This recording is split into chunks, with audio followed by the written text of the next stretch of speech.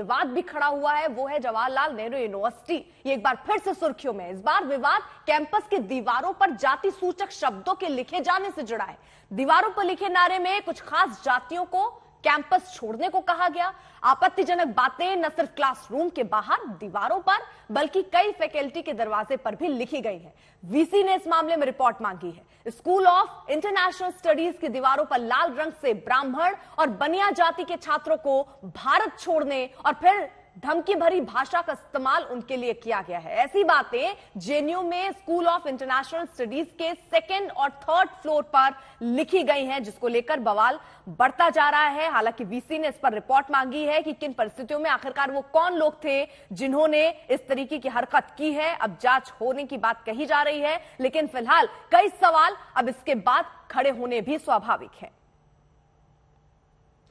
जवाहरलाल नेहरू विश्वविद्यालय एक बार फिर से विवादों का केंद्र बनता नजर आ रहा है। पिछले कुछ दिनों पहले ही एक विवाद सामने आया था जब बच्चों की आपस में लड़ाई हुई थी और विवाद वो शांत हुआ भी नहीं कि एक दूसरा विवाद अब यूनिवर्सिटी कैंपस से सामने आया है। यहाँ की दीवारों पर कई सारे स्कूल्स की दीवारों पर अंदर जाति सूचक नारे लिखे गए हैं। कई सारी ऐसी चीजें लिखी गई है जो कहीं ना कहीं जातिवाद को एक तरह से बढ़ावा देती है और इस बात को लेकर यूनिवर्सिटी ने विश्वविद्यालय ने एक नोटिस भी जारी किया। हालांकि अभी तक कोई एक्शन नहीं लिया गया है और पता नहीं लग पाया कि किसने ये जाति सूचक नारे लिखे हैं, जिसमें लिखा गया है कि ब्राह्मण बनिया गो बैक और कई सारी ऐसी बातें लिखी हुई है। तो इन सभी चीजों पर बात करने के लिए इस वक्त यहाँ पर मौजूद है अखिल भारतीय विद्यार्थी परिषद के अध्यक्ष रोहित कुमार हमारे साथ। रोहित, क्या पूरा मामला है, क्या विवाद हुआ था, किसने नारे लिखे और क्यों लिखे? कल रात के अंधेरे में जो कुछ ऐसे मिसक्रेंट्स, कुछ ऐसे असामाजिक तत्व जेएनयू कैंपस के स्कूल ऑफ लैंग्वेजेस बिल्डिंग में, स्कूल ऑफ इंटरनेशनल साइंसेज हो या फिर स्कूल ऑफ सोशल साइंसेज हो, ऐसे जगहों पर जाकर जाति सूचक जेनोसाइडल रिमार्क्स की खून बहेगा, हम बदला लेंगे, हम तुमको मार देंगे, ऐसी चीज़ें उन्होंने लिख दिया। परंतु ये चीज़ आज की नहीं है। एक सिमिलर पैटर्न देखेंगे तो लेफ्ट ऑर्गेनाइजेशन लगातार ऐसी चीज़ें डिफेसिंग, वेंडलिज्म करते आ रहे हैं और वायलेंस का सहारा लेकर के, चूंकि अभी फ्रेशर्स आए हैं, नया सेशन शुरू हुआ है, तो वो अपना मसल और न्यूजेंस पावर, अपनी शक्ति दिखाने का एक माध्यम बना करके जेएनयू को बदनाम करके अपने पॉलिटिकल ग्राउंड्स को बनाने की कोशिश में लगे हुए हैं। तो आप आरोप लगा रहे कहीं ना कहीं कि लेफ्ट की तरफ से ये लिखा गया है?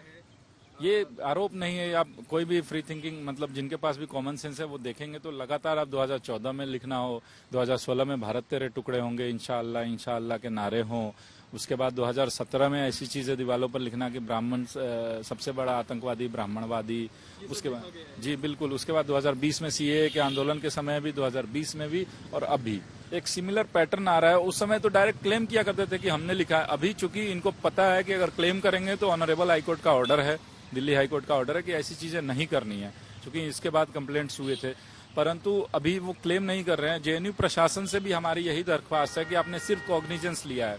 अगर आप हमारी कंप्लेंट्स पे कार्रवाई किए होते तो आज ये नौबत नहीं आई होती। तो अभी तो कोई एक्शन नहीं लिया गया? कोई एक्शन नहीं लिया गया, सिर्फ कॉग्निजेंस लिया गया, संज्ञान में लिया गया।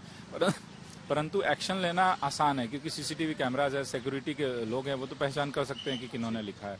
तो रोहित जो अध्यक्ष है अखिल भारतीय विद्यार्थी परिषद के, उनका यही कहना है कि वो डिमांड करते हैं कि एक तरह से एक्शन लिया जाए और सिर्फ मामला संज्ञान में लेने से काम नहीं होगा, वरना आगे आने वाले दिनों में घटनाएं ऐसी बढ़ती रहेगी और बच्चों की कहीं ना कहीं पढ़ाई जो यहाँ पर होती है उस पर असर पड़ेगा। जो बच्चे यहाँ पढ़ने आते हैं उन्हें कहीं ना कहीं इन सब चीज़ों से लेकर इन सब बातें, ये सब जो नारे लिखे जा रहे हैं, कहीं ना कहीं जो जाति सूचक भी है उनसे लेकर उनकी पढ़ाई पर प्रभाव पड़ेगा और यूनिवर्सिटी का माहौल भी खराब होगा। कैमरा पर्सन राजा के साथ में अक्षय डोंगरी, आज तक। अक्षय, जिनकी रिपोर्ट आप देख रहे थे वो इस वक्त हमारे साथ जुड़ भी चुके हैं। अक्षय, अभी तक क्या कुछ एक्शन हो पाया है? क्योंकि वीसी ने रिपोर्ट जरूर मांगी है, वो कब तक रिपोर्ट दी जानी है? और खबरें तो ये भी कि एक महिला प्रोफेसर के केबिन के दरवाजे पर भी इस तरीके की बातें लिखी गई, उसके पीछे मकसद क्या?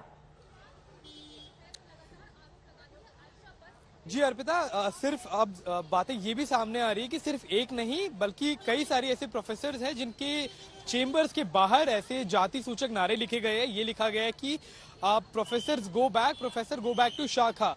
मतलब कहीं ना कहीं ये एक तरह से दिखाने की कोशिश की गई है कि आरएसएस के प्रोफेसर जो भर्ती किए जा रहे हैं यूनिवर्सिटी में और उन्हें कहीं ना कहीं डराने धमकाने के लिए ये नारे लिखे गए हैं और इसीलिए छात्रों का ये भी कहना है कि इसीलिए शायद ये मामला इतना ज्यादा उजागर भी हुआ है, क्योंकि ऐसी बातें लिखी पहले भी जा चुकी है, लेकिन क्योंकि इस बार प्रोफेसर खुद शामिल है, उनके खुद दफ्तरों के बाहर, उनके खुद चेंबर्स के बाहर ये सब लिखा गया है, इसलिए कहीं ना कहीं ये मामला थोड़ा उठा भी है, इस मामले ने तूल पकड़ी है।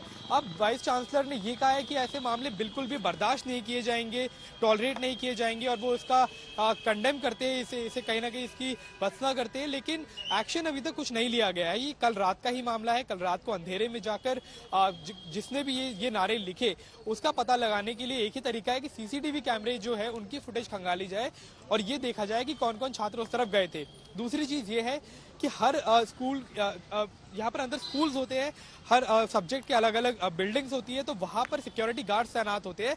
तो किस तरह से किसी सिक्योरिटी गार्ड ने किसी छात्र को देखा, या रात को कब ये मामला सामने आया, कब ये घटना हुई, वो सब पता लगाने की कोशिश की जाएगी, तभी पता लग पाएगा। लेकिन एक नया विवाद इसके साथ जरूर खड़ा हुआ है। बहुत बहुत शुक्रिया आपका तमाम जानकारी के लिए।